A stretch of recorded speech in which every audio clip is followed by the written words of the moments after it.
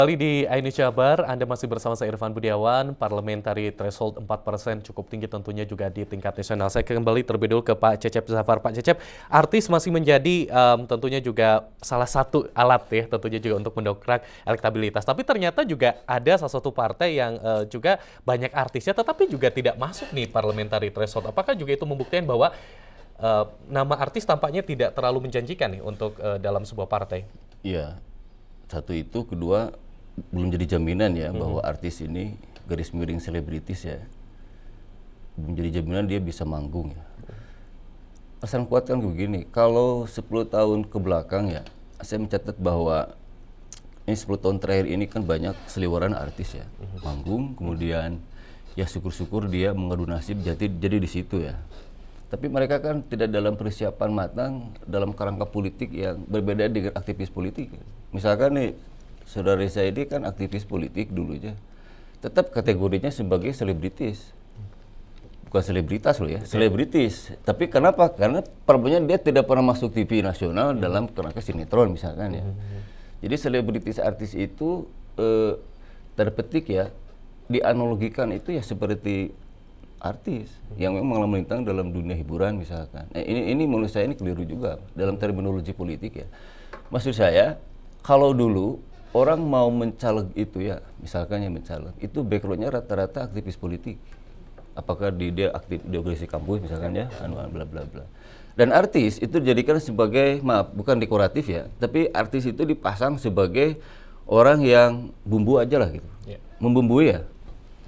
Ya maaf kalau disebut bumbu terlalu kasar mungkinnya, terlalu ekstrim, tapi ya katakanlah artis ini sebagai orang yang dipasang, mudah-mudahan ini dia menguntungkan secara politik dalam konteks ini suara bagi caleg. Tapi backgroundnya kan aktivis politik, misalkan apakah HMI atau GMI apapun namanya lah ya, itu aktivis politik. Nah sekarang berubah sekarang zamannya. Background artis yang berubah artis, tim suksesnya adalah aktivis politik. Ini berubah loh ya. Nah, menurut saya ini, tapi saya itu nggak kelur-kelur juga, itu boleh. Baik, kita tahan dulu sebentar Pak Cecep dan juga Pak Reza. Kita akan bergabung bersama pemirsa yang sudah bergabung. Ada Pak Daniel di Bandung. Selamat pagi Pak Daniel. Halo, selamat pagi. Halo, selamat pagi. Ya, silakan Pak Daniel singkat dengan komentar Anda ini terkait parliamentary threshold ini. Kalau saya sih mungkin ada plus minusnya tentang parliamentary threshold seperti ini. Cuma mungkin yang ruginya mungkin seperti contohnya partai PSI. Kebetulan saya juga memilih PSI untuk tahun kali ini. Nah, yang ingin saya tanyakan, kebetulan ada bro dari PSI seperti saya kan mencoblos Giring dan jumlahnya cukup besar di Jawa Bandung Cimahi. Nah, bagaimana nasib suara kita ini gitu? Apakah seperti kalau saya nggak salah dulu sih mungkin dititipkan di partai yang mungkin satu aliran mungkin kalau saya bilang gitu. Apakah hilang begitu saja untuk di parlemen di Senayan? Kalau saya bersyukur ternyata kalau Jawa Barat dan Bandung, saya kan orang kota Bandung, katanya ada yang terwakili. Nah, kalau untuk parlemen di Senayan ini gimana? Apa masa kalau hilang saja kan ya kayak sayang ya, karena cukup banyak seperti itu. Pertanyaan saya itu saja sih. Oke, baik. Terima kasih Pak Daniel, selamat pagi. Saya mungkin ke Pak Reza. Kang Reza, ini tadi pertanyaannya juga menjadi pertanyaan besar. Suara yang juga diraup cukup banyak di beberapa daerah, tetapi juga tidak tersalurkan di Senayan. Akan kemana ini suara ini? Ya, 2% sama dengan 3 juta, Pak. Jadi 3 juta itulah bekal kami dari sejak sekarang sampai 2024 untuk terus memperjuangkan. Tidak ada yang sia-sia, semua suara yang memilih kepada kami, yaitu suara kami. Tak pernah ada aturan main ataupun secara undang-undang bisa dilimpahkan ke partai A, B, C, dan seterusnya. Tapi yang pasti 3 juta suara parlemen yang diberikan kepada kami, itu berarti kan 3 juta suara yang akan dijadikan pegangan buat kita berjuang, dan 3 juta suara itulah yang bisa melihat konsistensi kami. Karena walaupun di Senayan tidak ada pemilih-pemilih sebutlah Giring di Jabar 1 itu tidak perlu khawatir karena kita bisa melihat perform kami yang di DKI dapat 8 kursi, di Bali dapat 4 kursi provinsinya, di Surabaya di kotanya ada 2, di kota Bandung sendiri ada 3 gitu. Semua yang kita yang kita buat, yang kita produksi tentang hal-hal yang rencana-rencana janji-janji kita itu akan direalisasikan. Salah satunya bahwa semua semua anggota dewan yang terpilih dari PSI itu bisa kita pantau lewat aplikasi Solidaritas. Baik. Kita tahan kembali, kita akan angkat telepon. Selamat pagi Pak Aan. Selamat pagi, sehat ya. Alhamdulillah Pak Aan, terima kasih sudah bergabung dengan Jabar. Singkat saja Pak Aan, silakan komentar Anda terkait parliamentary threshold ini. Ya, kalau gagal masuk Senayan atau parlemen, ini kan banyak partai. Kedua, banyak opini hoak. Jadi masyarakat juga melihat, wah kurang bagus ini sebagai wakil rakyat. Jadi hal ini sudahlah nasib gitu, tapi jangan stres. Dan kalau stres nanti marah-marah di masyarakat. Terima kasih. Oke, baik. Terima kasih banyak Pak An. Ya, ini menanggapi juga kembali mungkin Pak Anda ini bagaimana melihat juga ini apakah juga cukup banyak dalam tanda kutip ini tentunya dari para calon anggota legislatif yang gagal ini tersebut juga sudah banyak yang curhat seperti itu Kang Reza. Ya, kalau di internal kami gini, termasuk salah satunya saya lah.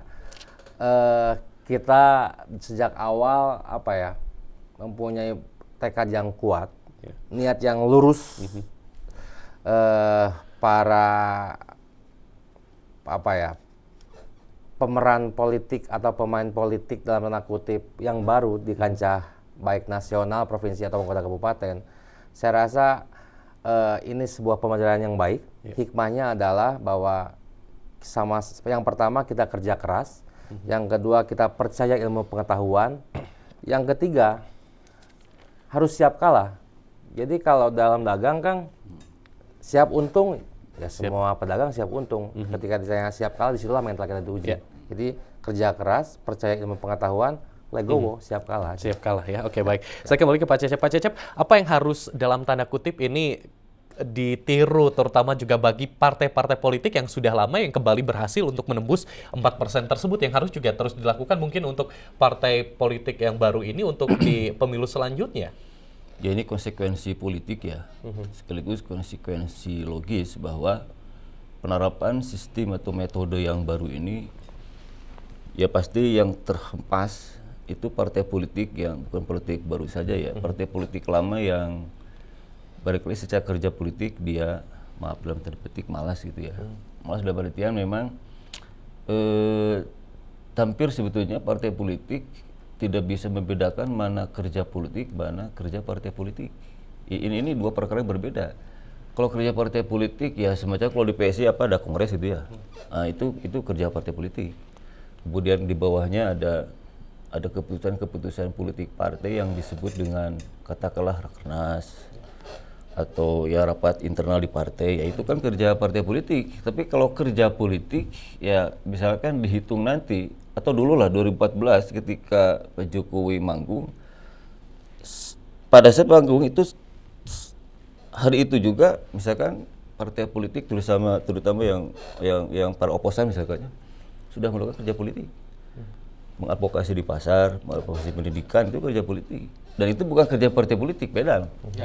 Gitu ya, aktif sebagai budayawan, aktif sebagai apapun lah profesinya ya, mengadvokasi dalam berbagai hal yang memang urusannya dengan kemanusiaan aja. Itu kerja politik. Ini tidak digarap. Termasuk juga partai politik besar juga memang kadang-kadang absen dalam konteks itu. Nah, terutama yang partai politik cuma satu yang terlempar di Senayan. Kan Hanura. Hanura ya.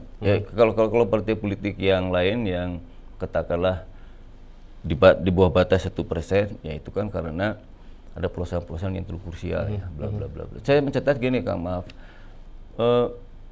Ini layaknya seperti di sistem di Amerika misalnya dengan sistem advisor Webster. Kalau di kita kan sekarang yang baru ini tentang sign.